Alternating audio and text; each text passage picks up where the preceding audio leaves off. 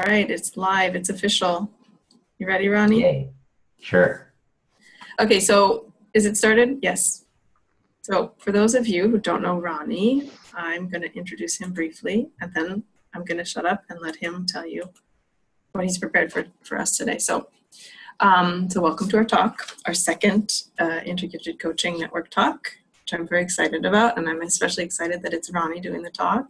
So Ronnie, I've known Ronnie for several years now and have helped him and followed him in his work, and it's evolved in a very interesting way.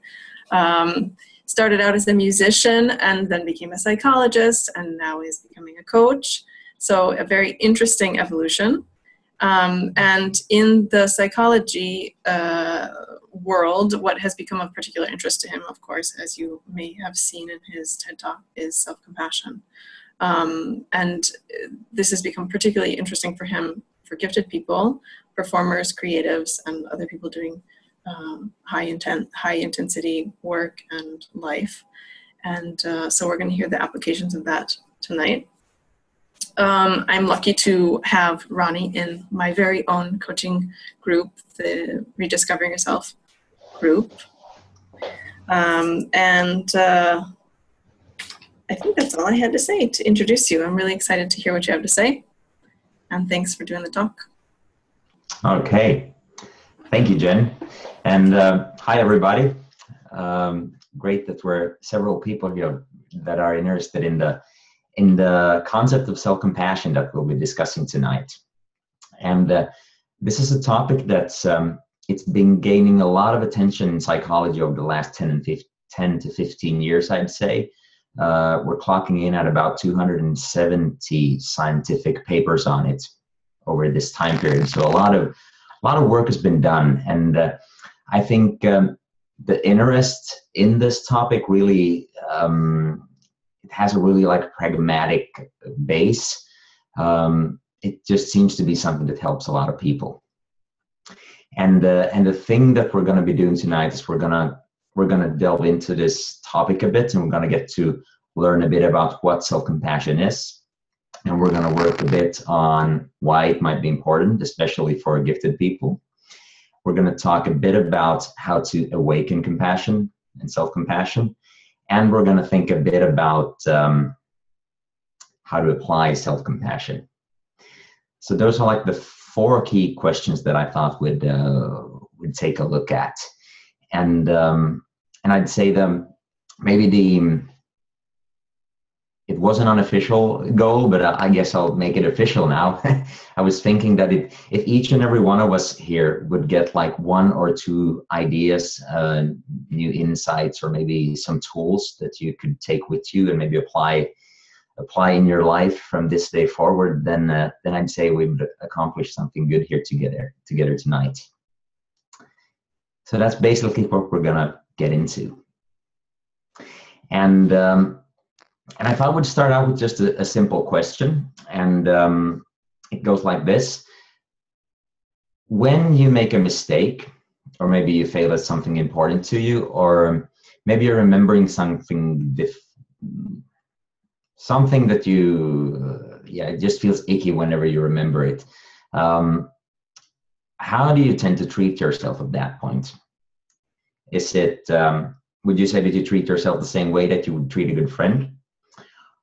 Or would you say that you tend to lean towards treating yourself a bit more harshly than you'd treat a good friend? So option 1 or option 2? If you want to vote, you can just use your fingers. But it's not necessary. Okay, I'm seeing a lot of option number 2s there. Peace for that. And this is the normal answer. If we look at what people are answering to that question across the globe, about 80 to 90% give that same answer. So it's nothing weird about it, nothing wrong about it. Basically, that's what most people answer.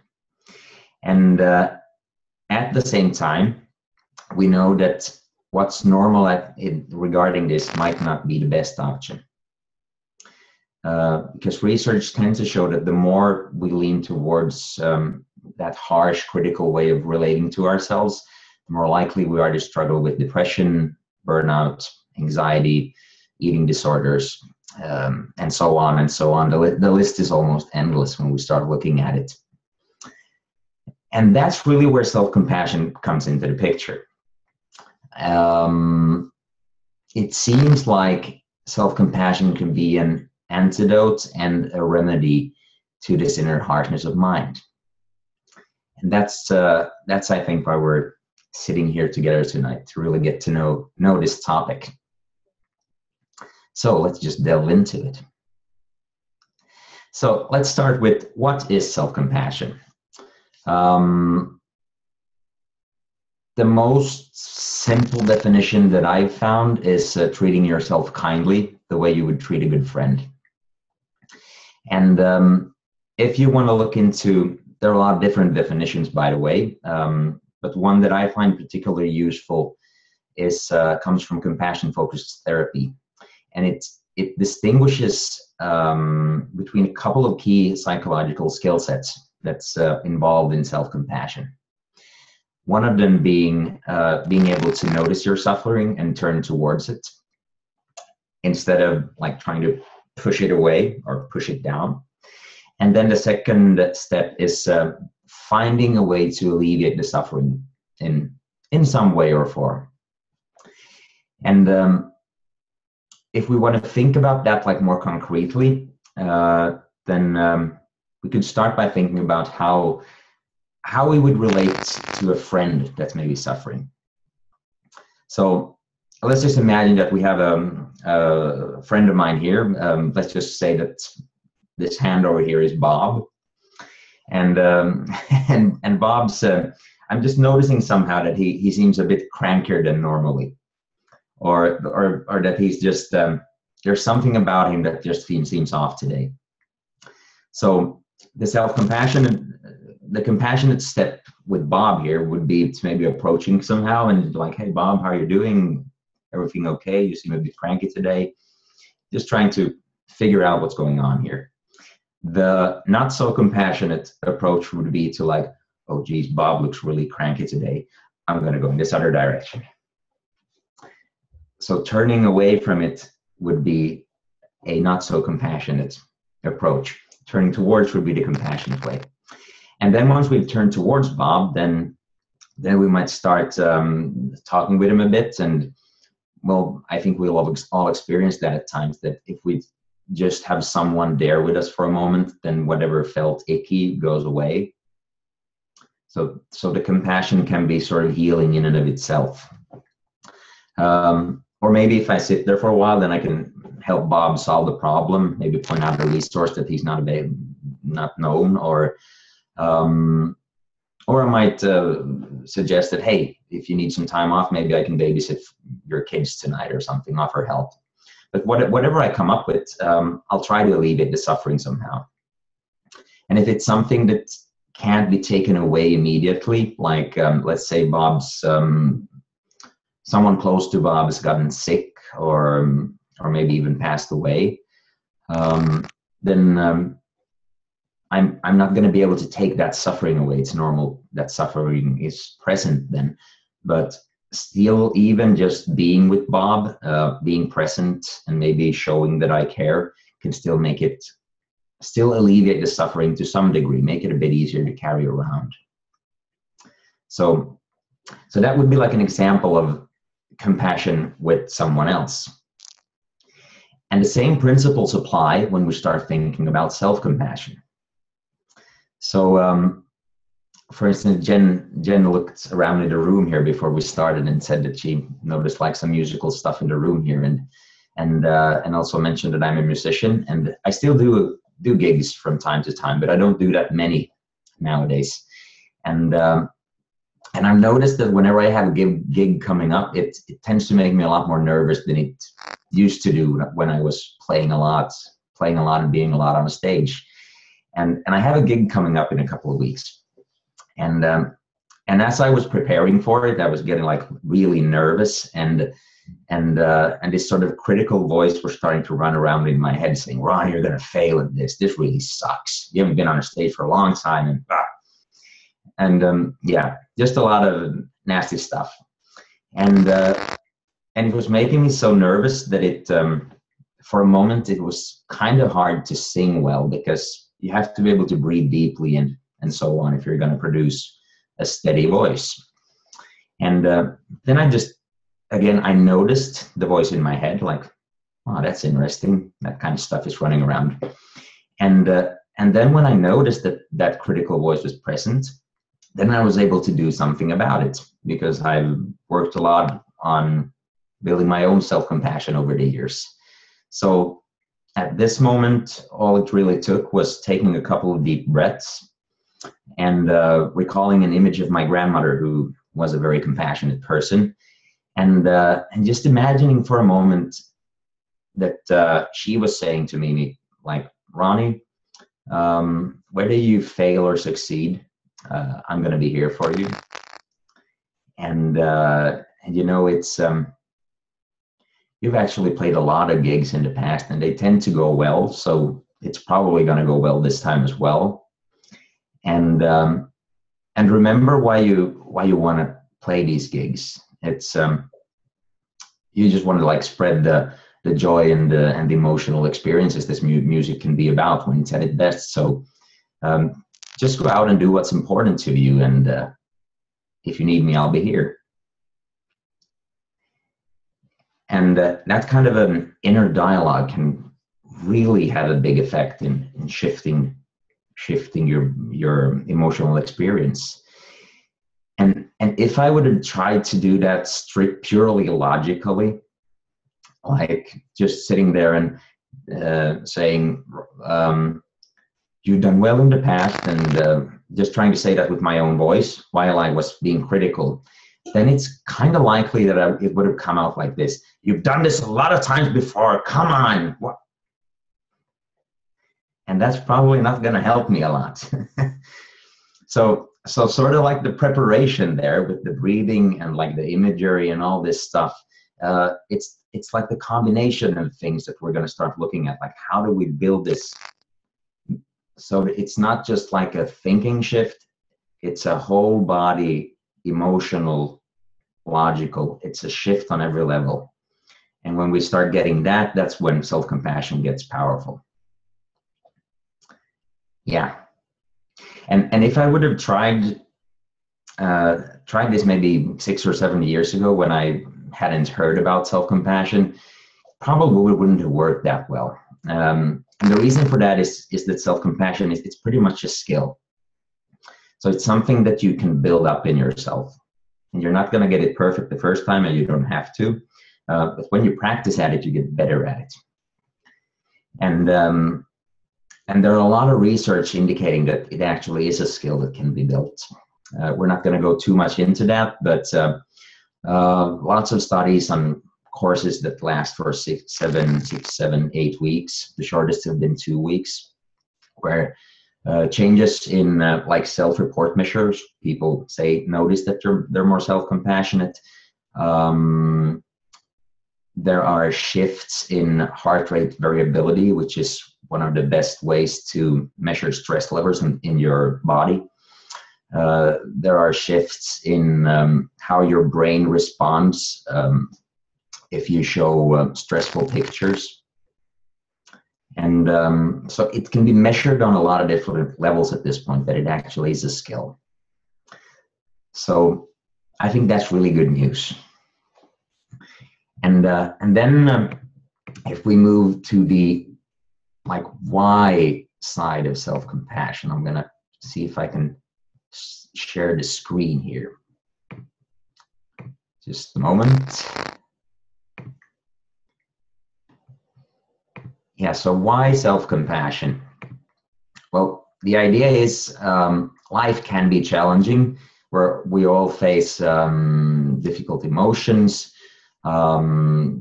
We might get sick, people we care about get sick, and so on and so forth. Challenge is part of life. And we can think about compassion as a protective helmet in the river of life. So it's kind of like if we're going to get hit every now and then it's good to have a helmet. And self-compassion can provide that. So it's something that's especially useful when we're going through something rough. And the research is really saying that a higher degree of self-compassion, it leaves, we're less likely to suffer with anxiety, less depression, and lower degree of procrastination. The lower degree of procrastination was maybe the toughest one for me personally to believe. I really held a strong belief that I have to kick myself in the butts in order to get things done. Especially it was something that I wouldn't feel like doing. So I've done a lot of single case studies on myself here over the last couple of years with regards to procrastination. And the outcome tends to be the same every time. It works better than self-criticism. And the logical reason for that is basically that I'll give you an example. I work part-time as an occupational health psychologist, and so I have sessions with my clients, which to a large degree, I enjoy. But then once the session is done, I have to sit down at the computer and write a session report. And I find it excruciatingly boring to just write about what we talked about. So it's not like a big moment of suffering in my life, but it's something that I really don't enjoy doing. And especially if I have several session reports to write in a row, I'll tend towards starting up a favorite blog of mine, or maybe just walk to the office door and open the door and check like anybody I can talk to. Which of course isn't helping me with my session report. I'm just trying to avoid the subject. But then at some point, as I've been avoiding for a while, then that sort of nasty self-critical voice starts to show up like, come on, Ronnie, get it done. Da, da, da, da. And the more that critical voice gets going, the less motivated I feel. It's sort of like just beating me down and down and down. So that seems to be an experience that most people have, that the more that critical voice starts pounding on you, the more it just beats you down instead of motivating you to take action. And that seems to be like the function behind why it lowers procrastination. Then also, in addition to like lessening unpleasant experiences, self-compassion also tends to increase pleasant things like higher satisfaction with life, higher satisfaction in relationships, greater ability to bounce back after setbacks, and more likely to take responsibility for mistakes and learn from them. And just to mention, for instance, with the take responsibility for mistakes and learning from them, it tends to boil down to the fact that if we've made a mistake and we sort of know that if I start thinking about it, then I'm going to criticize myself a lot, then I'm highly likely to avoid thinking about it. I'll probably do everything I can to stay away from it because it's going to feel really icky if I go there. But if I can find a self-compassionate perspective, then it feels a lot safer to approach the mistake. And when you start thinking and when you can approach a mistake without beating yourself up, then you can actually look at it and you can learn from it. So that tends to be the function behind how self-compassion can help us take responsibility for things and learn. Okay, so that's like the general info about self-compassion. And then a couple of points about self-compassion and giftedness. And mainly, I thought we could just look at a couple of issues that not every gifted person struggle with, but the kind of like typical struggles. And perfectionism is one of them. And it's one of those things that tend to show up in most research articles on giftedness. And they're like, there's a healthy part of perfectionism, which is setting high standards and striving for excellence. Absolutely fantastic stuff. And then there's what the research calls neurotic perfectionism. I hope we can find a better term for that. Psychology isn't always that gifted in finding good words, but in any way, yeah. So the healthy perfectionism is awesome, and then the neurotic perfectionist is like sort of like striving to do something that's basically impossible, and this can really like this can be rough on you, and so with self-compassion, it's about being able to, when you notice that you're demanding something of yourself that maybe isn't even achievable, being able to step back at that moment and sort of stepping into the experience of, okay, good enough is good enough. And, or if the perfectionism is sort of stopping you from doing something, then it can be about finding the willingness to do things poorly at first. Because sometimes it's really hard to start if you're thinking like, I can't do this perfectly. So that could be another issue of perfectionism where self-compassion can help. And then the third thing, if you've gotten going, then there's the point where it might be a good idea to find like the willingness to stop, even though you feel that it's not perfect. So those are the kind of things where self-compassion can help with perfectionism. And then with self-criticism, it's, I think about it like switching perspective from an unskillful sports trainer to a compassionate self-corrector. Now, what do I mean by that? Well, basically, one way of looking at self-criticism is like, is comparing it to an unskillful sports trainer. So it might, let's say, and you might even have met someone like this. It's someone who shows up as a sports trainer, and they do it for free. So they obviously care about it, and they're there because they want to maybe help some kids learn to play soccer or whatever. But whenever they see someone doing something wrong or doing something perfectly, instead of going like, hey, I noticed that you did that thing good over there, but and at the same time, you might want to shift that thing a bit. You might want to look at that detail here that I mentioned to you. Just try that out and see what happens. Instead of saying it that way, it comes out like, oh man, that was just horrible. I can't believe it. You really suck at this. So you might have seen a sports trainer do that at times, and it's not really fitting in with the intention of like helping the kids, right? But it just sort of, it just drops out. And it's the same thing with self-criticism a lot of the time. So for instance, the self-criticism that I mentioned that I was going through a moment ago with the musical performance coming up, as I've gotten to know that voice in myself, it's become clear that it's always popping up there because it's afraid I'm going to fail. And and that if I fail, then it's going to feel bad, and other people are going to criticize me, and so on and so on. And it has some basis in some life experiences I've had as well. So it's this self-critical part, it has a good intention. It's trying to tell me to either don't do it at all, or you really got to get going here. That's basically what it's trying to say. But then it comes out like, Ronnie, you suck, you're going to fail. And it's not helping me at all.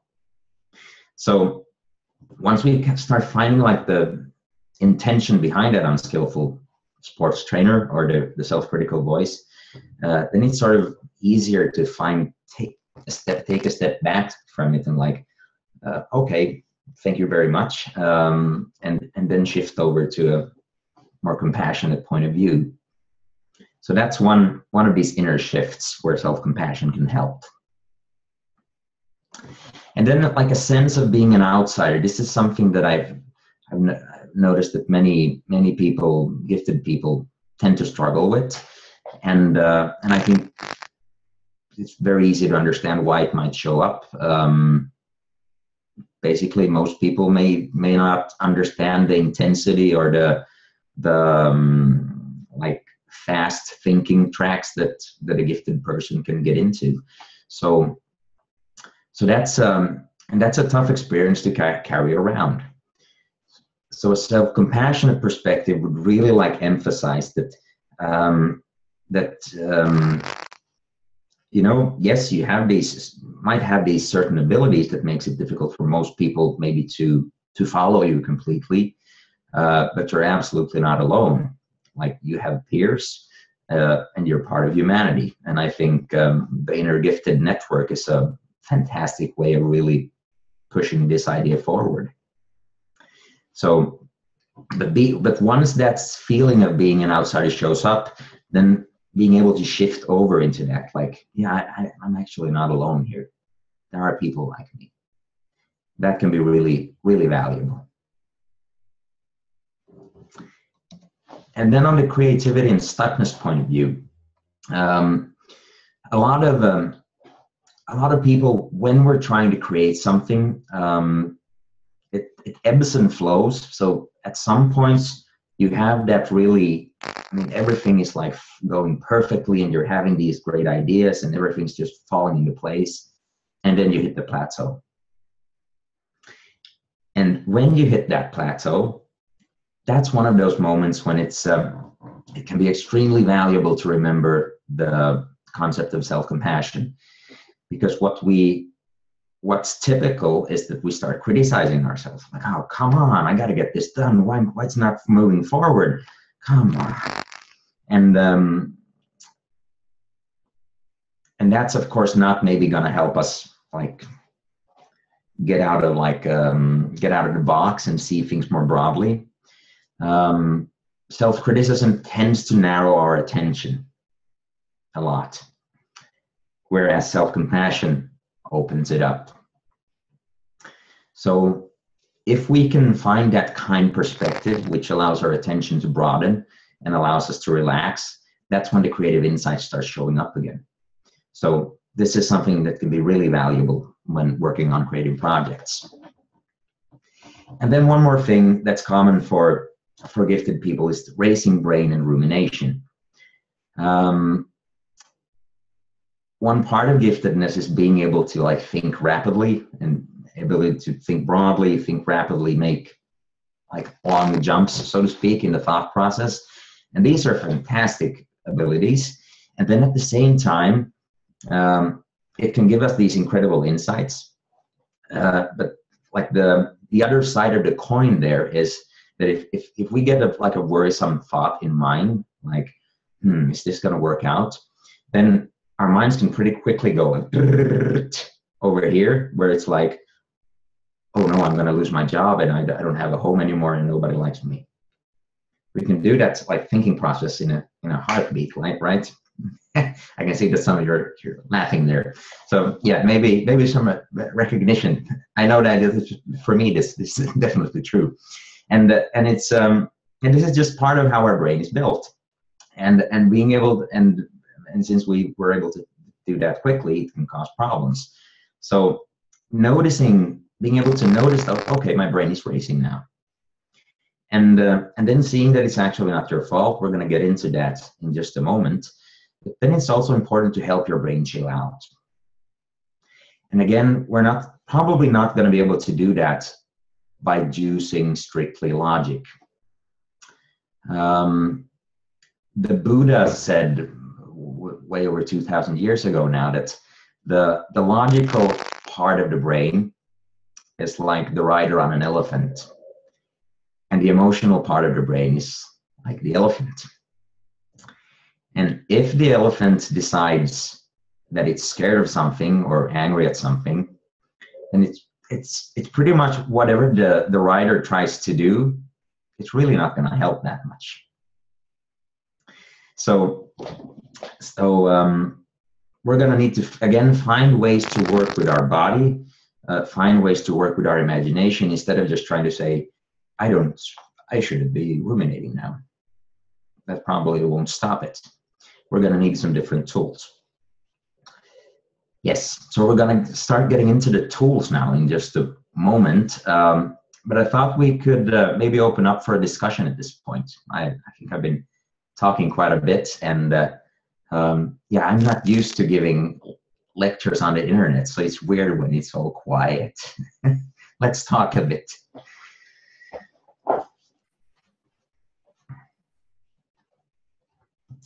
Okay. It's going awesome from my point of view, Ronnie. Sorry, I'm taking notes and I'm looking back through. There was one question, but maybe somebody else can jump in. I have to find it, but yeah, sure. Great info. Thanks. I feel your pain on the silence. I know when I was doing the talk too, I was like, is anybody out there? Is anyone listening? No, it's really great. Yeah. Okay, well, I guess I could say something. I came to this because I'm always interested in talking about this stuff, and I'm actually a meditation coach. So a lot of this is for me, and I think probably last I've gifted people with the racing brain and all that.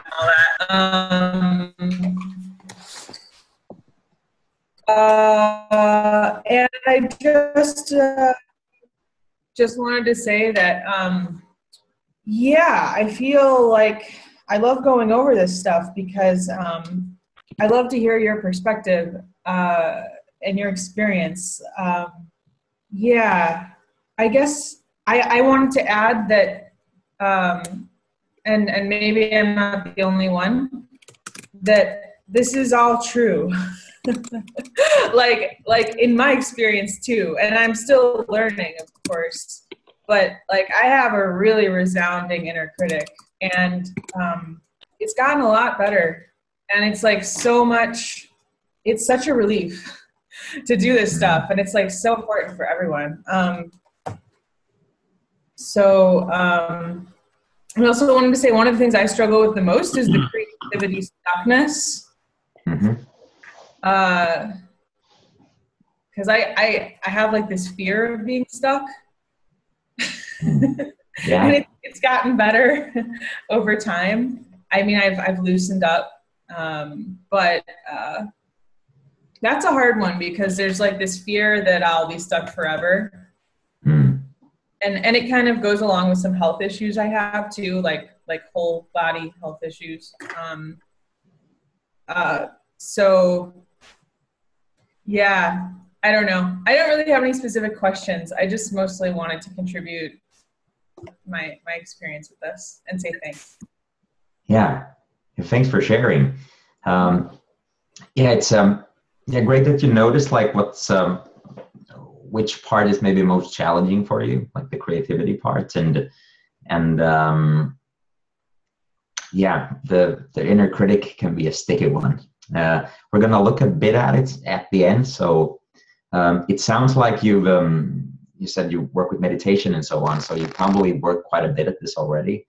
Let's see. Let's hope you get some new perspectives at the end there on that one as well. Yeah, and thanks for sharing. You're welcome. If I may. Sure. May I? The problem, I think, with myself is if I'm there training myself and I see myself failing or doing something wrong, Mm-hmm. I cannot stop thinking that what I've done is wrong.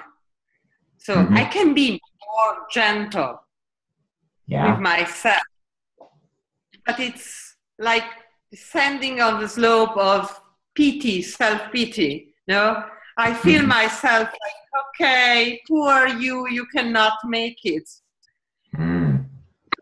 That's where the compassion goes. Without feeling better, I feel like, okay, you're not good enough. Yeah, exactly. It's so it tips over into, instead of like the self-compassion, it sort of tips over into self-pity. Is that what you're saying? That's it. Okay, yeah. In Buddhism, they have a saying, they talk about, near enemies of self-compassion, and that would be one of them. And but the good news with that, with the concept of near enemy, is that you're not as far off from self-compassion as you probably feel right now. It's called near enemy for a reason. It's really close. So yeah, so there's some shifting to do there, but yeah, you're not that far off if you made it to self-pity. Great. Oh. Yeah. Yeah. So yeah, but it's not a fun place to be, the experience you're describing.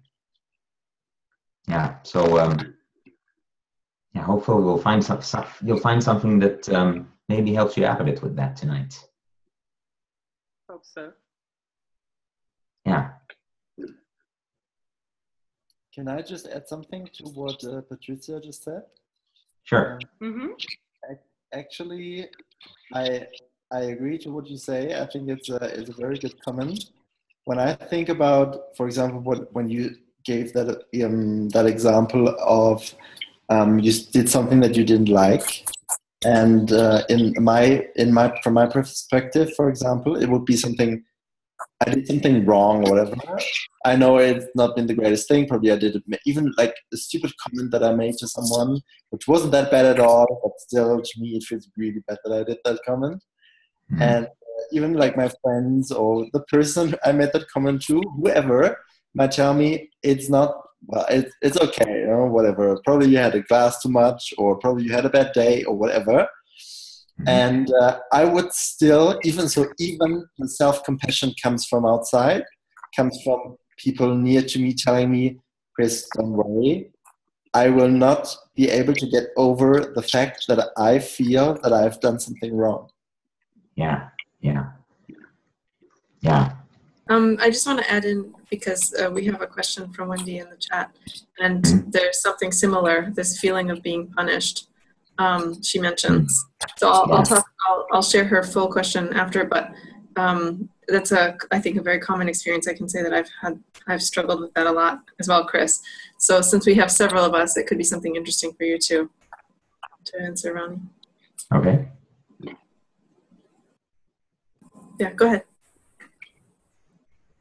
Go ahead, Ronnie. Okay. Yeah, sorry. Yeah, sorry. Yeah, it's really a tough one when it's not like when you do something wrong, it's like the inner critic really gets strong, and it's very like attacking or punitive. And yeah, that sounds like they're like different forms of self-criticism that tend to show up, and one of them is this really punitive criticism, which typically it's sort of like it's trying to hammer home, don't ever do that again. It's sort of like that's the function.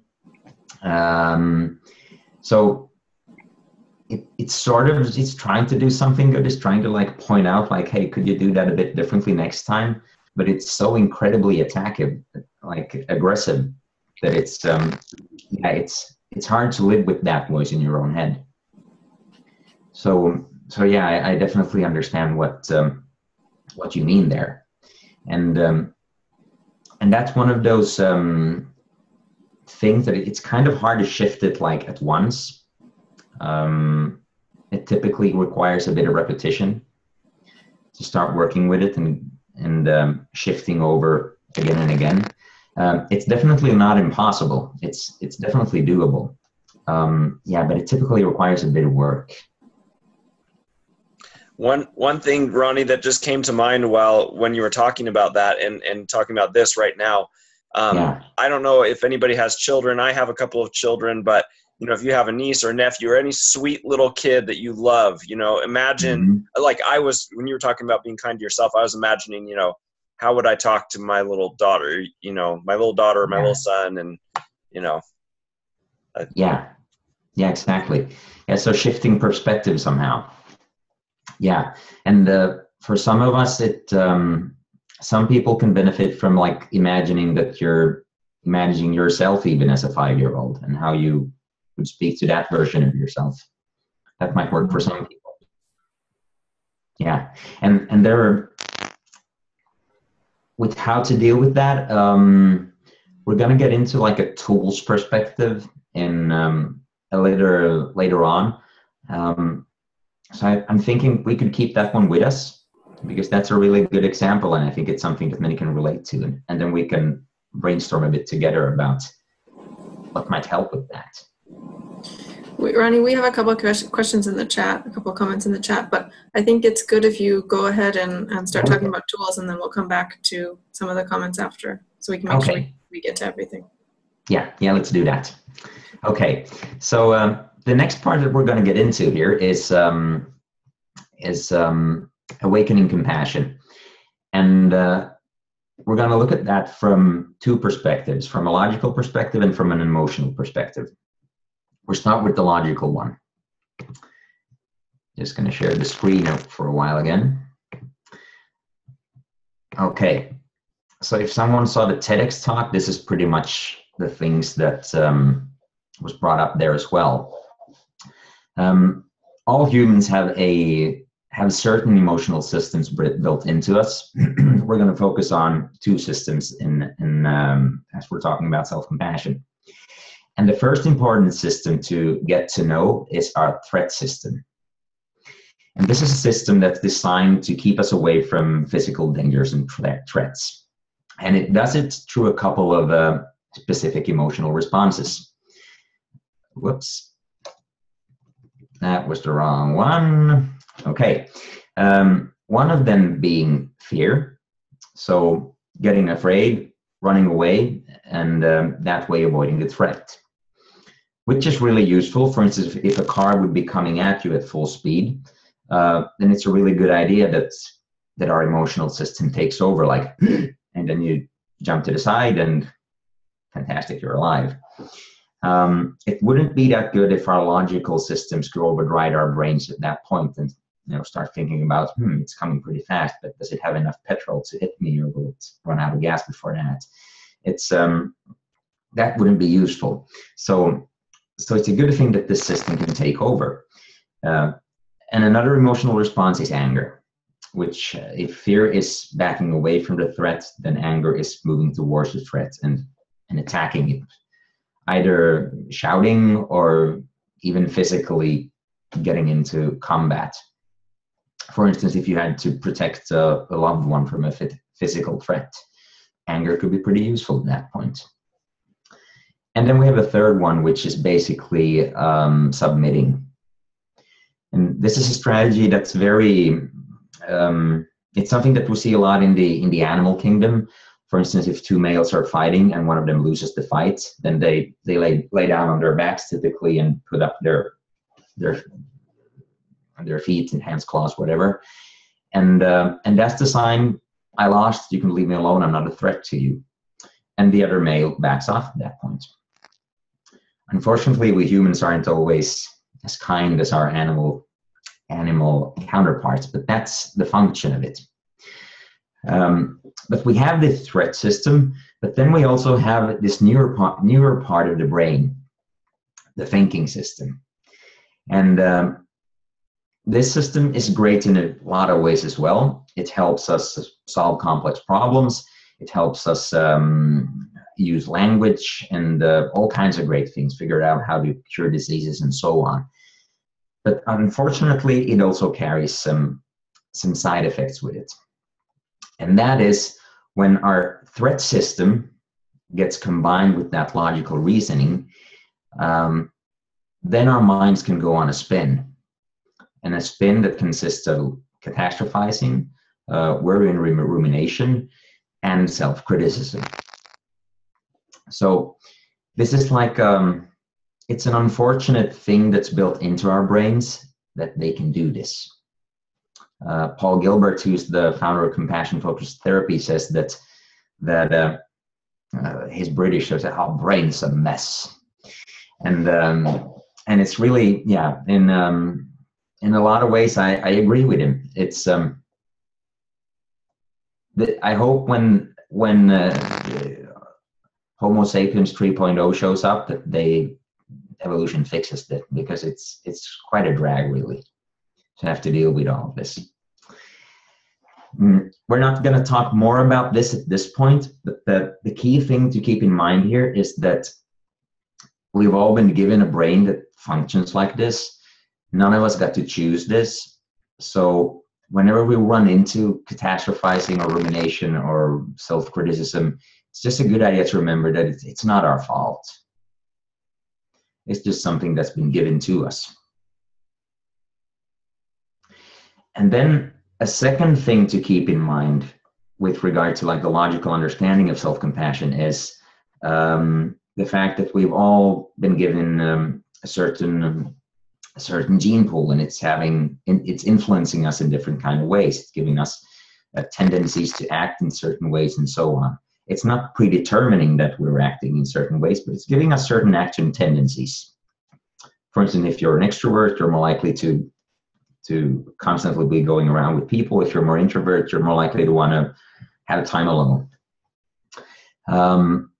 And then if we think about like the gene pool that sort of brings about giftedness, then there are like certain strengths and problems with that as well.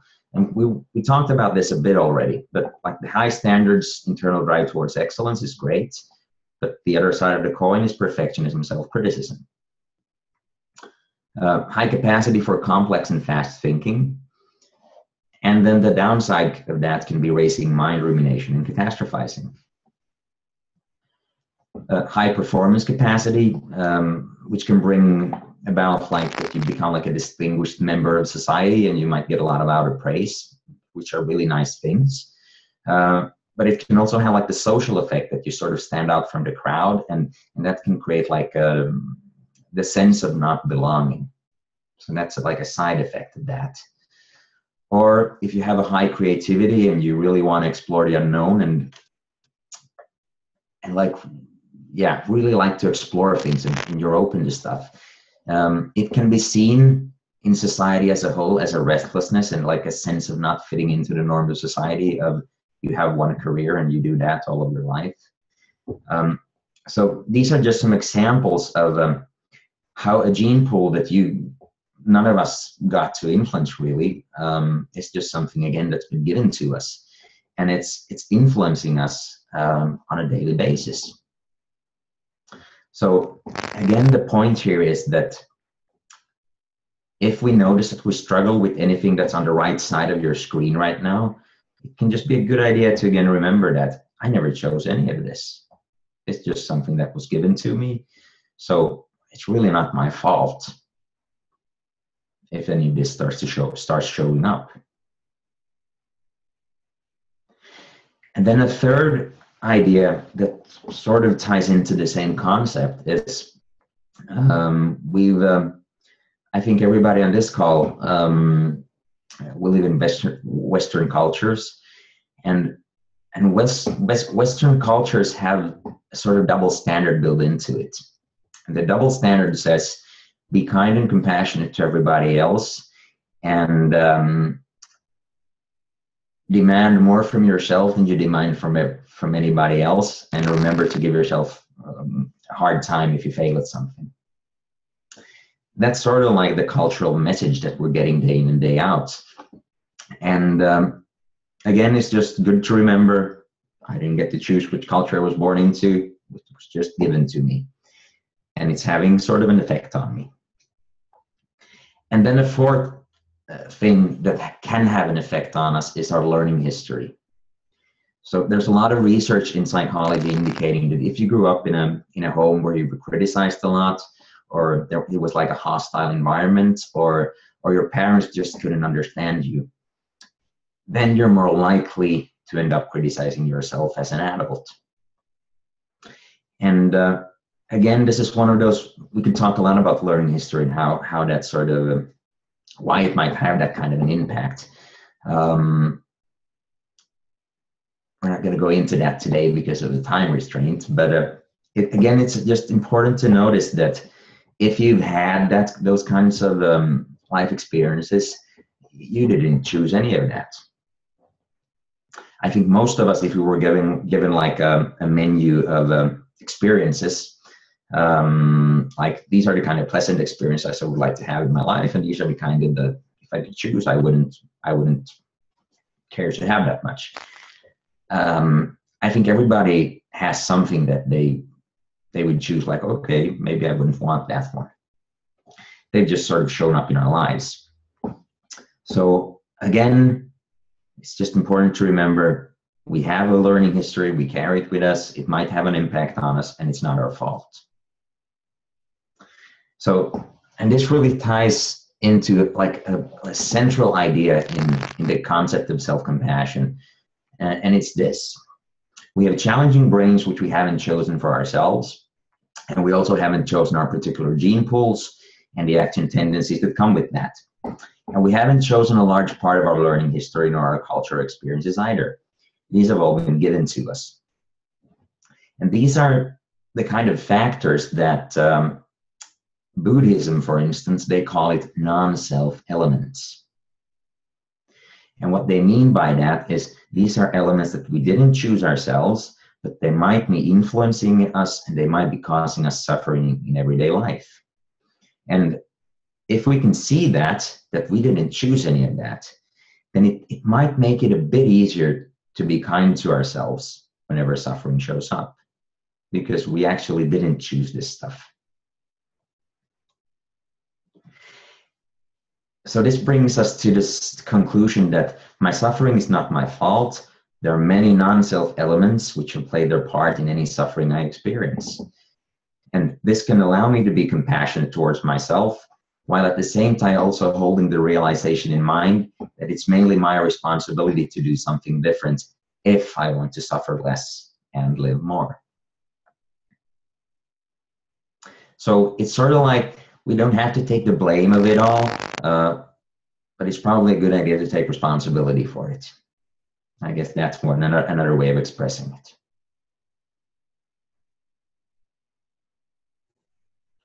Yes, so that's like the intellectual part of self-compassion. Then the emotional component.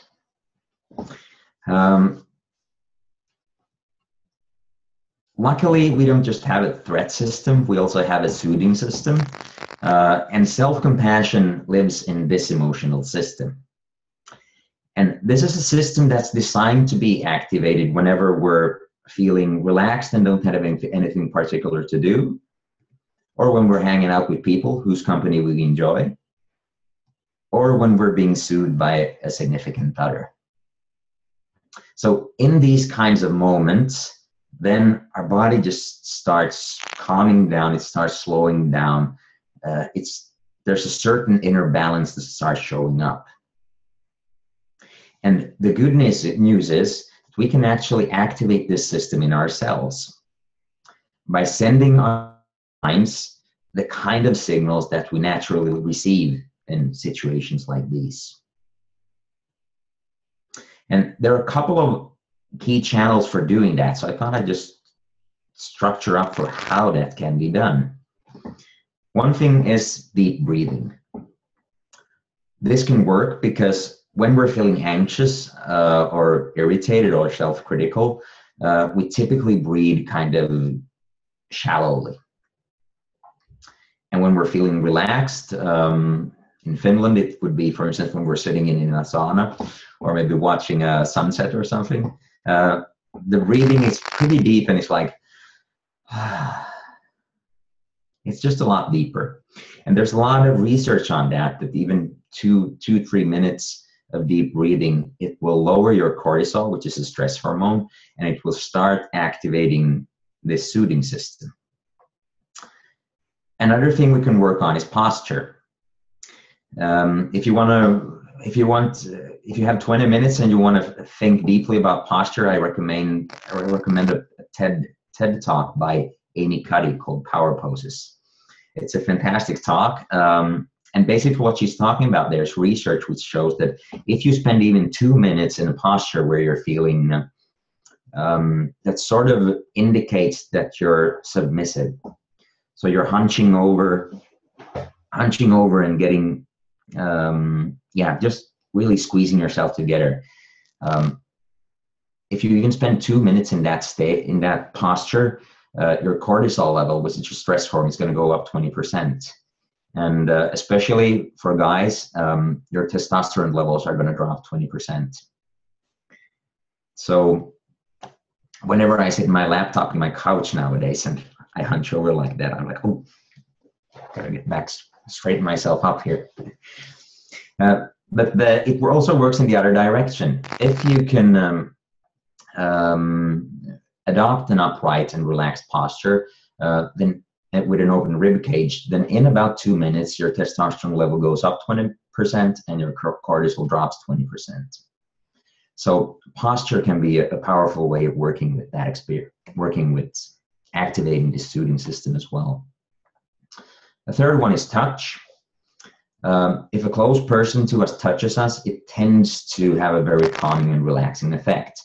For some of us, it will work even if we do it to ourselves. So for instance, putting our hand on our rib cage, stroking your forearm, or if you're flexible enough, I'm not able to demonstrate it, but if you can hug yourself, that might work too. Another channel is using your imagination. So you can bring to mind a person that you like, or someone that you could imagine that would sort of accept you and think kindly of you. Or you can bring to mind a pet animal, or I just had a client the other day who brought to mind the therapist from Good Will Hunting. So it can really be whichever image that might work for you, but anything that activates warmth, that would work. And then helpful thoughts. Finding different perspectives. I think it was Joe who mentioned like how you talk to a 5-year-old niece. That's one way of shifting your perspective.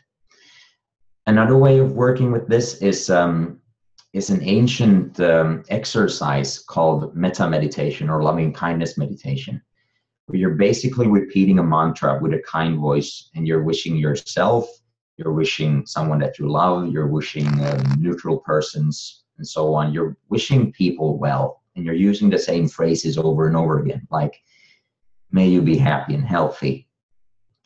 May you be safe and free from suffering. May you have ease of being. And when you repeat those mantras many, many, many times with that warm voice tone, then in the middle of a hard time, you might actually be able to find that because you've practiced it so much. So that's one possible channel as well. But this is sort of like the kind of things where if I try to describe like what a strawberry tastes like, then it might not really like, you're not going to get it from me describing. It's probably better that we try it. So would you be willing to try an exercise together? A couple of minutes? Okay, seeing some head shakes. Okay, great. Yeah, and it was going this direction, so that's good too. All right, so we'll just try this channel out a bit. And we can start by just, let's start with the posture. So adopt an upright and relaxed posture.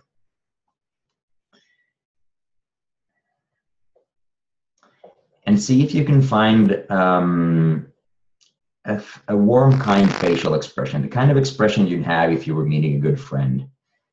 Another way to find it is smiling, like as if you were smiling on the inside. And at the same time, you can also start taking a couple of deep breaths, just breathing a bit deeper than you'd normally breathe.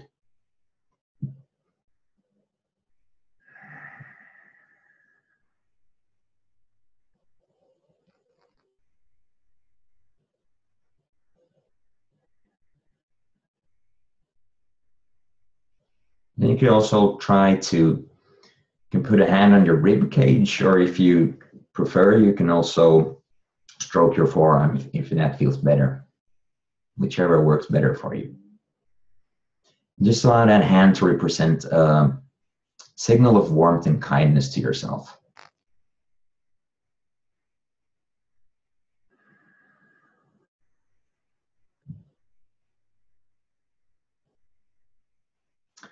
Then you can try to bring to mind a person that you find is easy to like.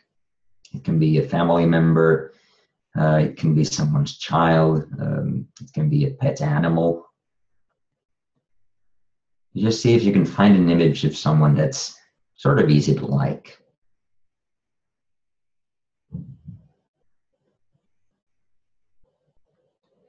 And just hold that image for a moment.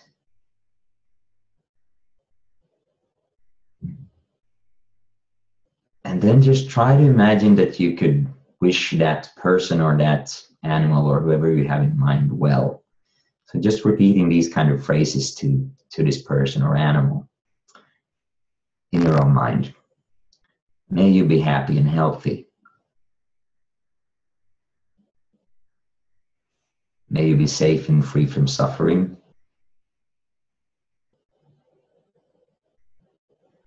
May you have ease of being.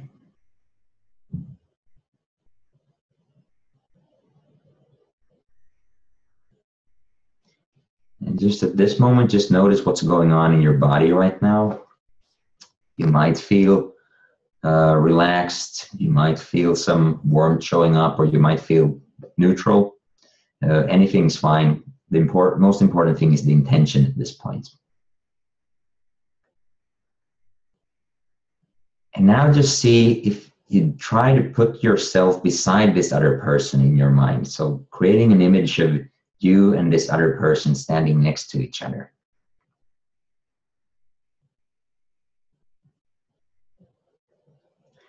And then just trying out wishing both persons well by saying, may we both be happy and healthy.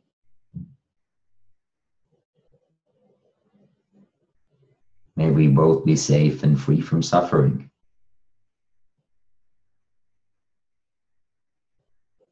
May we have ease of being.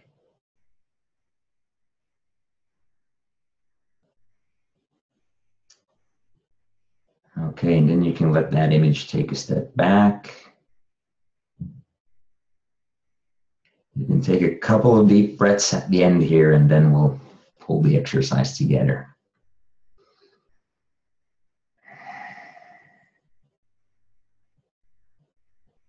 Okay, let's stop at that point, and let's open it up for a short discussion at this point. How many experience some kind of warmth or relaxation or something like that during the exercise? Okay, yeah, several of you. Great, great. And then a follow-up question: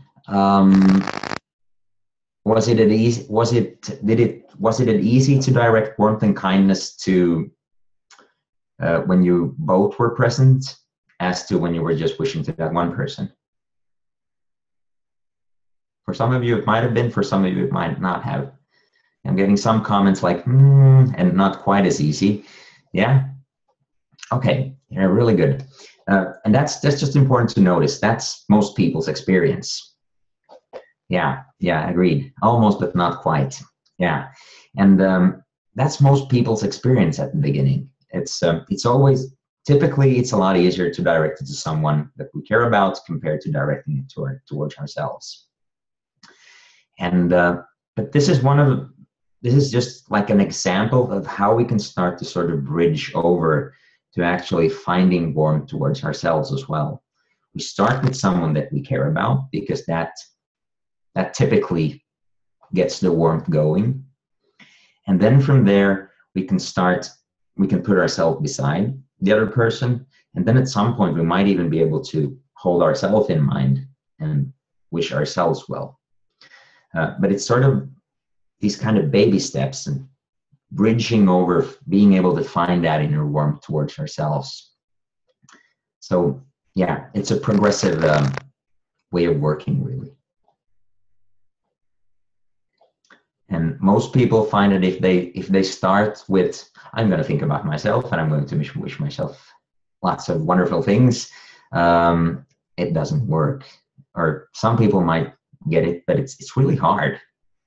So it's slowly bridging over. Yeah. I have an experience for me that I'm curious if other people have had. So when I started to practice self-compassion, I encountered so much sadness that was had been buried down deep from my childhood. And there was so much that even just sitting here and doing the exercise, right? Like I can feel the sort of intensity. And I remember back when I started, maybe 10 years ago doing these practices, I would think, I can't let that come up. It's going to destroy me and I'll never work again a day in my life. And so I'm just going to think about something else.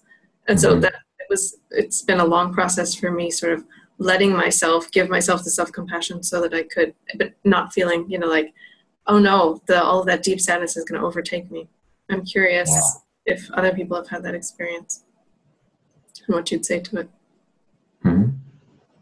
Anybody else want to share with regards to what Jen just shared?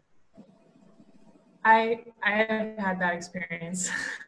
I'm not surprised. I've had it too. I have actually, I actually got sick, physically sick, a few years ago. I don't remember if I've told you this, Jen, but obviously I haven't told other people here. But I did actually get sick in 2013, and it was I was extremely sick. I had several parasites. My intestines were not functioning properly. It was really debilitating, and I had like no energy. And actually, because of that, I was forced to be with myself and like face the kind of stuff that you're talking about. And it was terrifying. It was like, so and then there's other times, and I mean, I could go way into that, but I won't go into that right now. But, there's also been other times where I get scared that, I will face this stuff and it will physically incapacitate me. For me, it's been a lesson of accepting that sometimes, maybe I will need to get sick in order to be able to give myself the time I need to take care of myself and reflect fully. And maybe as I get better, maybe that won't happen. I'm not really sure, It's a process of trusting my body and myself. So and I still get scared about it. But I'm not as scared now. And my health is better. Although that's not entirely in my control, but I'm more aware of my body for sure. I think this is a really important topic. It's when we start working on self-compassion and we start finding that warmth, it's it can bring up, especially like stuff from childhood. It can bring up those old memories, and it's not a sign that something's wrong. It's more so a sign that, okay, now you're fine. Now you're getting close to having that kind of warmth and strength that you're going to need to be able to process it. So it's actually not a bad sign at all. It's a good sign, but it can be unpleasant when it starts happening. And it's one of the key thinkers on self-compassion in the States, Chris Germer, he describes it's kind of like when you, if your hand has gotten really cold outside and they're almost white because they're so cold. So you get inside and of course you do the wise thing. You start warming them up. You put them in hot water or whatever, however you do it. But when you start warming them up, hopefully you don't put them in boiling water because that would be too much at a time. So you start like gradually, the same with self-compassion, you build it gradually. But the other thing is, when you start warming it up, there's that period when it actually hurts to get the warmth going first. And you feel a bit clumsy in your fingers and all of that. But once you get past that certain point, it's really having like really beneficial effects. Like you said, you're a lot healthier now. So it can be a bump in the road at the beginning, absolutely. And I think it's good. It's a good thing that we talked about that because if you don't notice it, then it can feel like I'm doing something wrong. But absolutely not a sign of that. You're doing something right. I'm curious if that relates to Patricia's question about self-pity. Is self-pity sort of the painful warming between cold and warm? Or could it be looked at as that? Ronnie? Oh, you were asking me. Yeah, sorry. Yeah. I thought you were Well, asking maybe her. Maybe Patricia, you have something to add. Okay. Yeah. Yeah, it might be a part of that. Yeah. Yeah, absolutely. Yeah, like there's a step of moving towards self-compassion. Yeah. Yeah. So Patricia, you're really on the right track. That's good. Yeah. Jen, you're maybe going to talk about Wendy's comment. Yeah. Yeah, but go ahead. Yeah, I was just thinking it probably sounds that's a great metaphor even for what she's saying is like at first, I know for me when I warm up my hands, it's like at the very first, it just sort of feels maybe like something, but not even that much. And then it goes through the pain and then it goes, and then it finally feels better and stuff. And I wonder if maybe, like it just made me think maybe that is really, an early thing or like it's part of the process of just like, okay, I can barely imagine something. And then later you can imagine maybe some compassionate, warm thing and it keeps going. Yeah. Yeah. Yeah. Yeah, exactly. Yeah. So, Wendy, oh, sorry, Julia, hold on. I just want to mention Wendy's comment because she talked about feeling punished for growing up, feeling punished for being gifted and smart. And this seems to be linked somehow very much in the sense of like that could be a big part of the pain that would show up in for a gifted person, let's say starting to feel self-compassion and having that either feeling punished or feeling rejected or feeling whatever for having the mind that we have or just unnoticed in general, just invisible maybe. That a lot of that could be some of the stuff that comes up. But like you're saying, it's making me think that as that's showing up, that's probably a good sign that you're starting to feel ready. There's a part of you that's grown up enough that's able to sort of comfort that side and help it to grow up slowly. Yeah, exactly. And we can even think about it in terms of these two emotional systems. It's like before it was so threatening. Yeah. It was like 100% threat.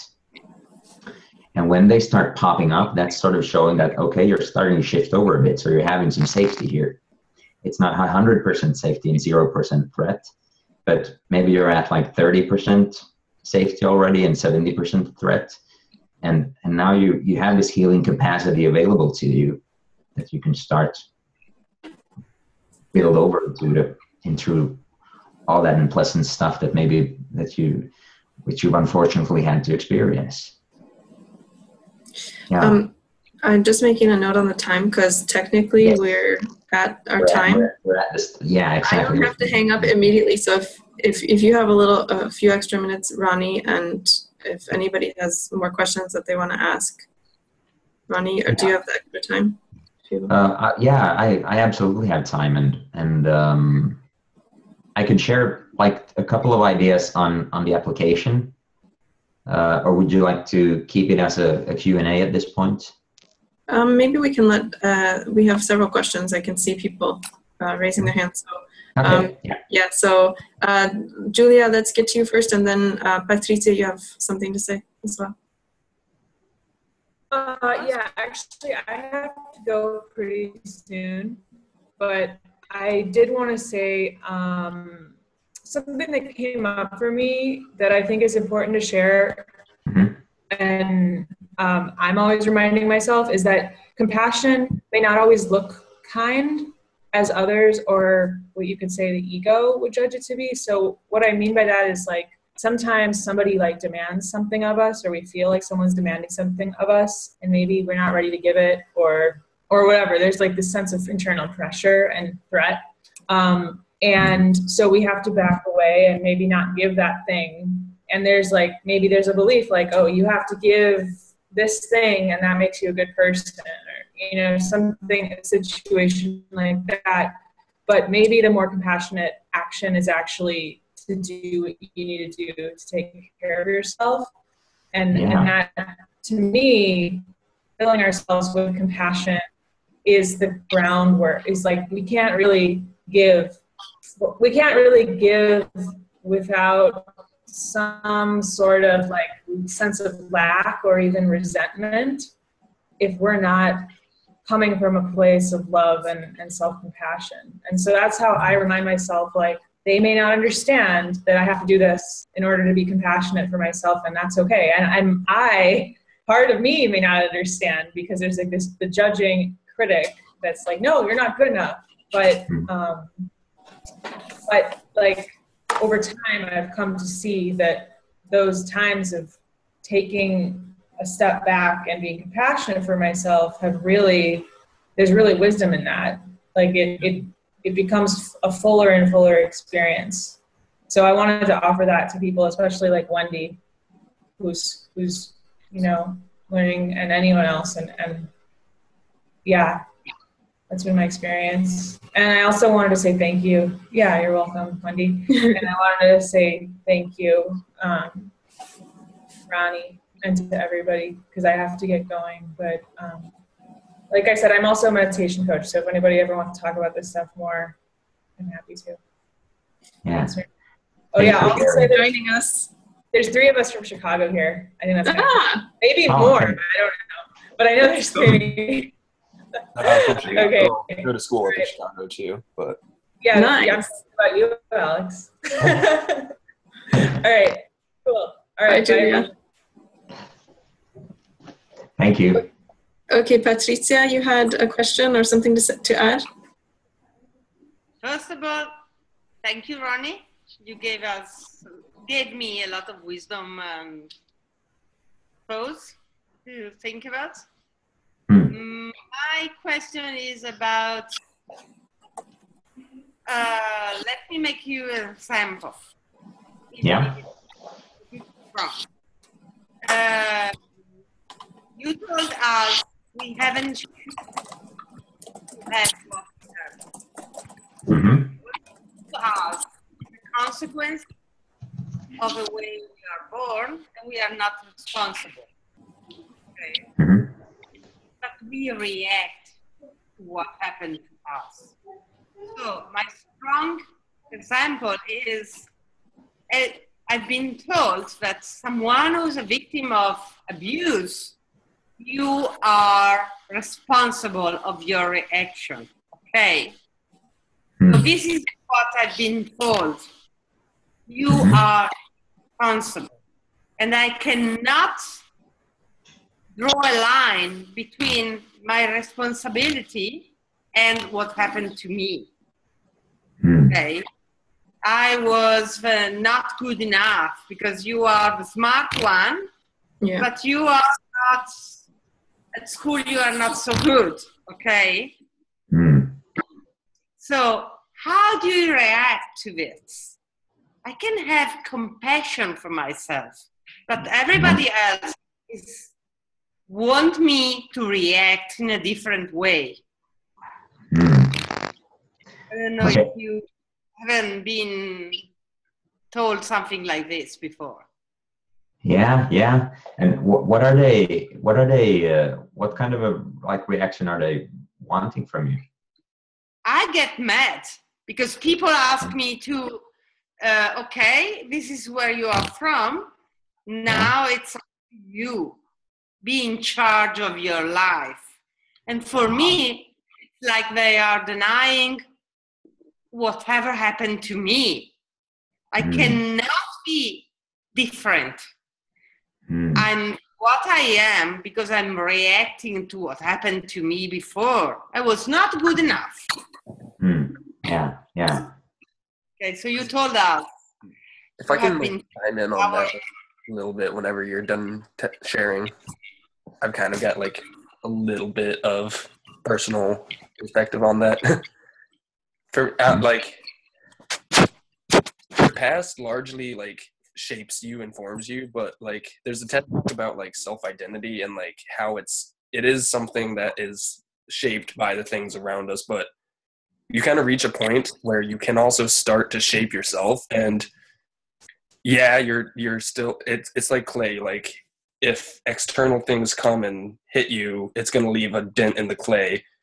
But over time, if you're intentionally directing that, you can reshape that and you can undo the marks. And yeah, it might take time, but like, I don't think it's responsible in the sense of like, you need to get over what's happened in the past. I think it's responsible in the sense that like, stuff happens to everyone and it gets you to where you are. But when you learn to accept that you are where you are and you are who you are because of it, and when you realize like, I actually like the way I am, and so yeah, I went through all this crap to get here, but like in a weird kind of ironic roundabout way, it ended up like benefiting me because I'm where I'm at today because of it, and I wouldn't change where I'm at. Then you can like start to move past the past, and you can actually start to direct your future because you realize that, yeah, your past defines you in the sense that it was the foundation and the backbone of how you got to where you are. But then you can work with that and from that to get to where you want to go. That's my perspective. Yeah, thanks for sharing. I think you have both of you have like really good points here. The thing that Alex brings out, like, yeah, absolutely. If we can see that where we're at right now, and yeah, there's this part of us where we can intentionally shape how we evolve from here. Absolutely. And whenever we get a hold of that, that's fantastic. It helps us a lot. And then there are like some experiences, if they have been so emotionally overwhelming when they happened, they might have caused what psychology calls it like a trauma. And that's where it gets kind of tricky, because a trauma is something that we're not going to get into the neuroscience of it, but it sort of scrambles your brain in a way that it's hard to intentionally shape that. If it's been a strong traumatic reaction, that's when you need help to work with someone to sort of help you untangle that. So the part of like you're reacting to something that happened in the past, yeah, I can absolutely understand that, and it's not something that it can be really hard to change. Of course, we haven't talked about what it is, so it's kind of hard to give specific advice, but my experience as a psychologist in my work as a psychologist has been that most traumas can be healed, and I don't say that lightly. It's been my experience, and it's something that I hopefully offer to anybody who asks a question like the one you asked, Patricia. Yeah, I wasn't necessarily trying to recommend that everything that you've experienced, especially like severe traumatic experiences, like just because you can take responsibility and get past that doesn't mean that you can get past it yourself. But yeah. I have found that like allowing yourself to be vulnerable again, despite those past experiences, is a large stepping stone to getting past it, because there's a lot of things that other people can help you with that you can't help yourself with. And if you come to a place where, for example, you think yourself unlovable, and it's really easy to like just put a wall up and block yourself off from everyone. And those types of walls that we put up for ourselves can only be taken down by ourselves. And so if you like allow yourself to be vulnerable, you're putting yourself at risk, because you can just get damaged even more. However, if it's something as if you feel you're to blame for what happened, or you feel unlovable, then by taking those walls down, you put yourself at risk, but you also put yourself at the risk of being proven wrong. You put yourself at the risk of realizing that despite whatever flaws you have, or despite whatever's happened to you, people can still care about you whether you get it or not. And so I wasn't necessarily trying to recommend that, or like suggest that everything is doable by yourself. There's a lot of things we can't do by ourselves. That's why human society evolved, because we're strongest when we act as a unit. And so I think you can take responsibility without necessarily like shaping your entire life by yourself. You can, but instead just opening up and allowing yourself to be vulnerable again, which is not, it's a lot easier said than done. But I think that you can't go anywhere when you just wall yourself in, and there's no growing room to be had when you essentially limit yourself. Yeah. I agree with you, and I definitely heard it the way you now that you clarified it. I heard it like that the first time too. I think it really like, words of wisdom in what you're saying there. Yeah, I agree. And I just want to add in, like, so when I started doing these practices 10 or so years ago, as I mentioned, I ran into a lot of walls. The fear of, if I let out all the sadness, is it going to destroy my life? Am I going to be able to work? Am I going to be able to have normal relationships? If I face... Yeah, can people accept me if they realize how broken I am? I guess. Oh, how intense and crazy I am! Like how much pain there is inside. It's how is anybody going to even be able to stand to be around me for 2 seconds? How am I going to stand myself? And what I can say, Patricia, is that it's exactly true what Alex said. For me, taking responsibility wasn't fixing myself, which I thought it was. I thought I could fix myself in a closet, but it was really trusting key people who then showed me through their compassion toward me, so therapists and a coach and, professionals, and also some people in my personal life that showed me what it was like to be compassionate to me. And so then it got easy. So I was trying to practice it on my own, and it wasn't always easy. But then with their help and their modeling, then I could see, that when they do that, I feel good. I guess I could try doing that with myself. So that didn't all happen, in 1 or 2 years. This is 10 years and I'm still working on it. So it does take time, but I think, Alex, you have a really good point that it's about being willing to take down those walls. I'm going to use the word, not being stupid about it. Don't trust somebody that says they're going to abuse you or something. No. But when you see that somebody has a really good heart and you see that you can trust them, then your responsibility, I guess, from the way I understand the conversation going, your responsibility there is to say, okay, I'm going to give a chance. A plant can't grow if you don't let anyone water it, essentially. Right. Yeah.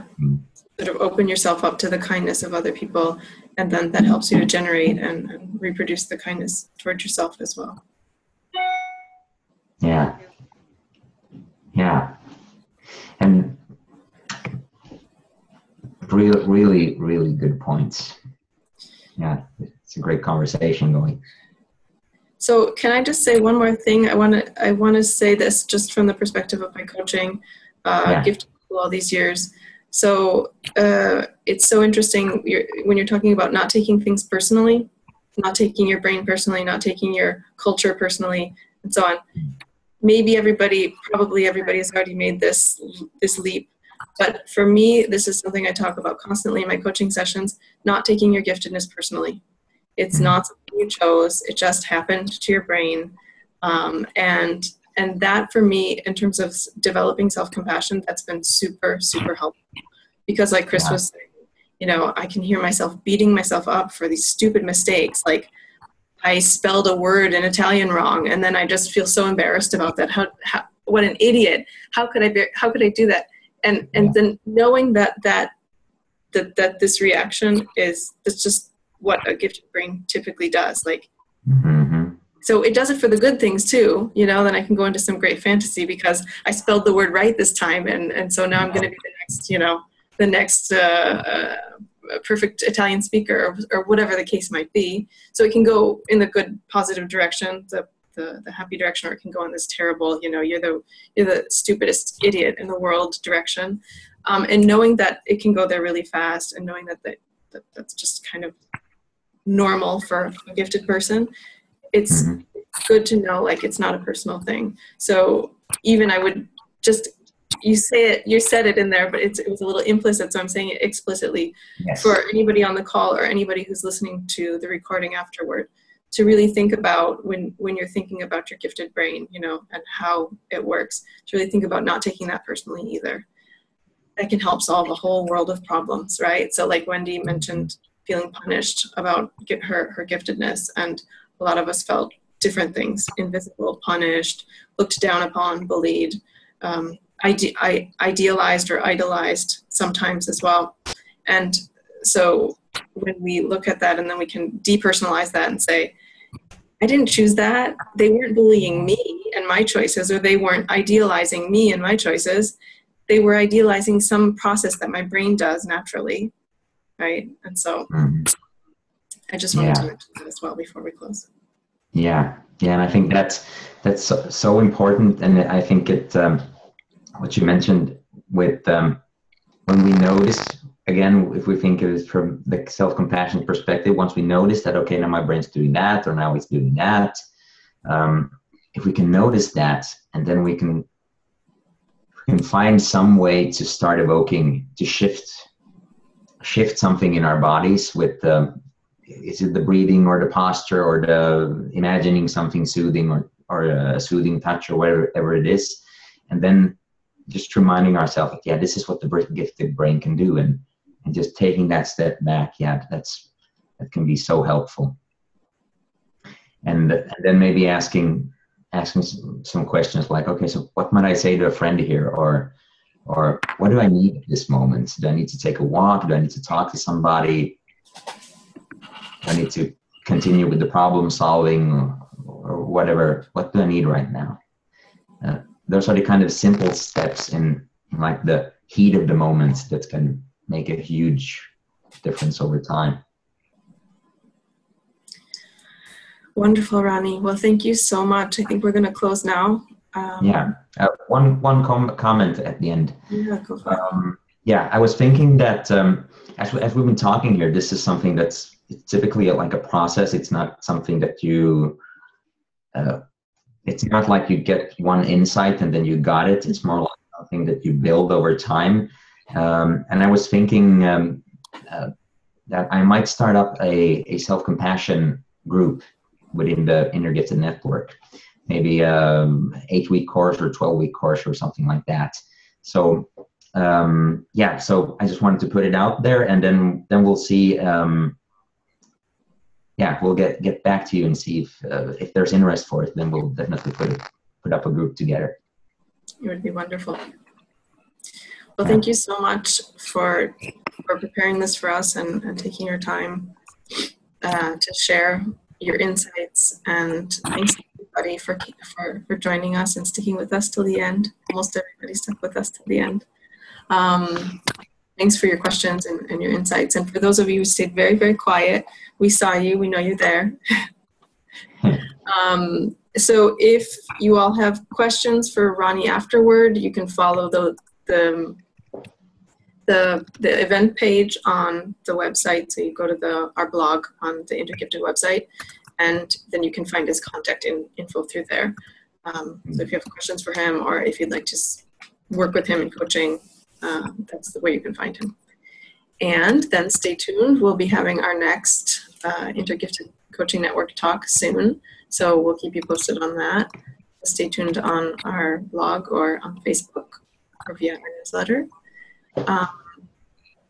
Thanks so much, everybody. This was really good. Yeah. Thanks, everybody. And I hope you got some idea or tool or insight with you today. And and thanks everybody for participating and sharing. It's it was a privilege. Quick question, Ronnie. Are you gonna put the PowerPoint presentation available on the Facebook group? Or I'd be happy to. Okay. Yeah, the PowerPoint presentation or a handout or something. Yeah, absolutely. Okay, so maybe we'll put that on the Facebook group, and then if anybody wants to continue the discussion or has questions or whatever, we can do that in a thread. Yeah, that'll be fine. Okay. Yeah. So thank you to you all. Enjoy the rest of your evening or day wherever you are. Thanks, Ronnie. Thanks. Yeah, thank you.